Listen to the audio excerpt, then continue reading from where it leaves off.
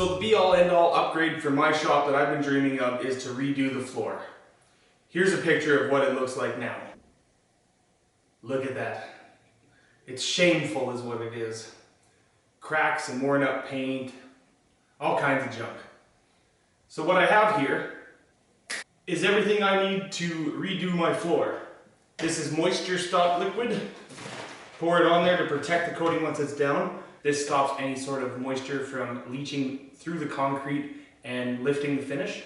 Fast patch repair for any sort of cracks. 3 boxes of polycuramine floor coating in mocha color. It also comes in gray and some metallic colors. And a box of clear coat that I may or may not use. You can walk on this stuff after 8 to 10 hours and you can drive on it after 24 hours. I've also rented a rotary floor prep machine with a diamond grind pad on the bottom. I'm going to move all the machinery to this side of my shop, prep that side of the floor, move everything over that way. Once this side's prepped, I'll put the coating down. Once that's cured, everything will get moved back over to this side of the shop and I'll finish on that side. Today is just going to be prep. I'm hoping to have all the floors ground down and have moisture stop put on everywhere and have it all cleaned up so I can get after it tomorrow. Neighbor's probably going to come over as soon as I open the door.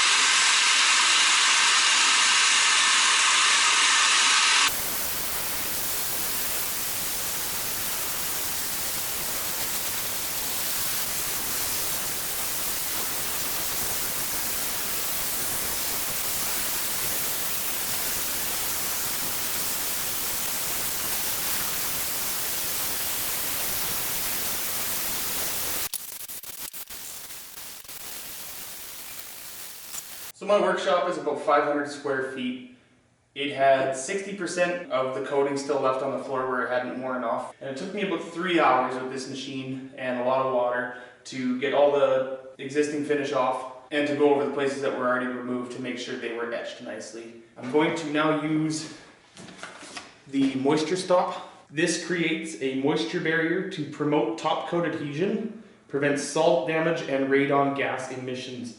I don't know what any of that means. I'm not supposed to know, I'm just supposed to do it. Shake the bottle, saturate the surface, remove the excess.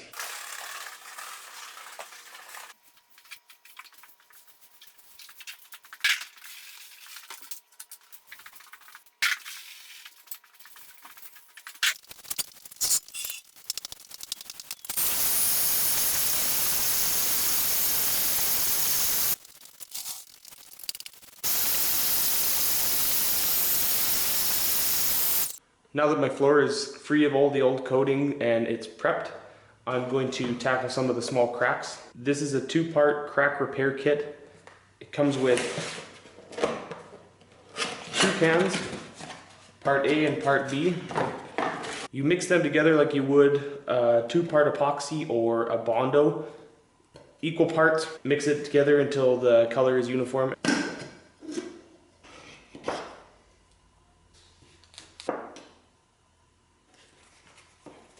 Cardboard's too flimsy. Use some plywood.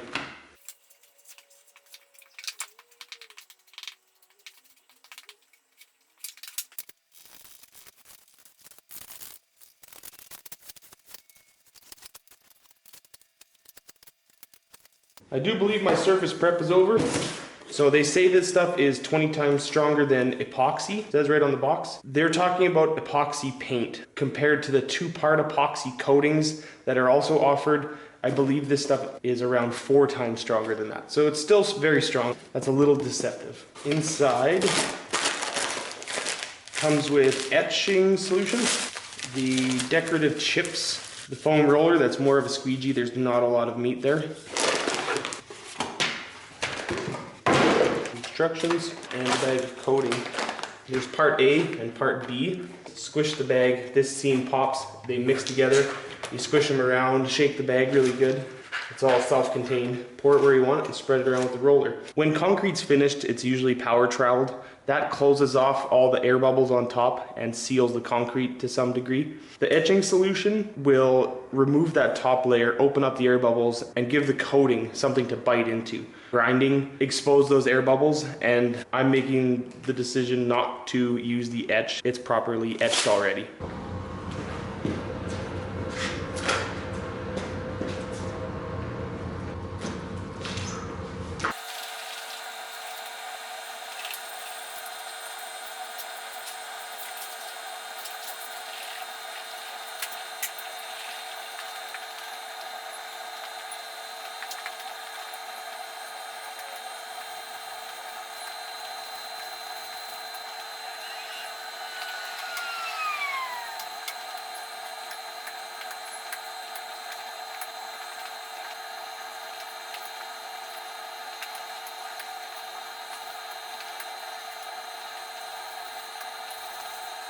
This stuff is low VOC, it doesn't even stink in here.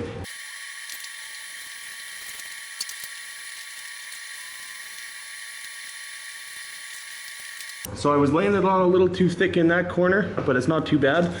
Using this foam roller as a squeegee, I just raked it back a little, and now I'm gonna carry on spreading a little bit thinner. I've decided not to put the chips in. It looks kind of green on the camera, but it looks really good and really clean. And I think if I put the chips in there, the first time I drop a nail or a bolt or a screw or something and I can't find it, I'll be kicking myself. So I'm just gonna keep going without putting the chips in.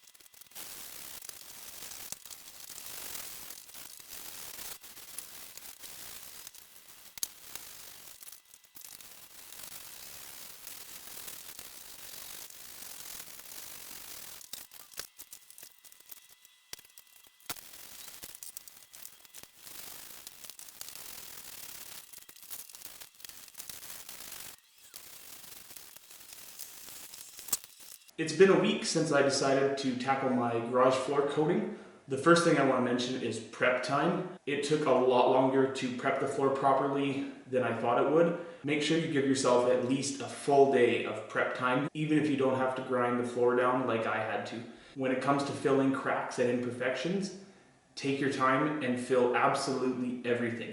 I filled all the major cracks and the larger holes in my floor and left some of the smaller ones that to me I thought would cover easily, but they turned into little sponges and sucked the floor coating right inside. So there are a couple places where you can still see cracks underneath. That leads me to touch-ups. After the first side was dry, I noticed a few light spots and other imperfections. I wanted to try and recoat them while I was doing the second side. This also didn't blend as nice as I thought, and they are quite visible. If your floor is in really rough shape and you'd like to cover up a lot of these imperfections, the flakes would do a fantastic job. If I had put the flakes down, I don't think you would have seen half the imperfections that you do now. They also claim the flakes help with traction. So far I've had no issues with traction at all.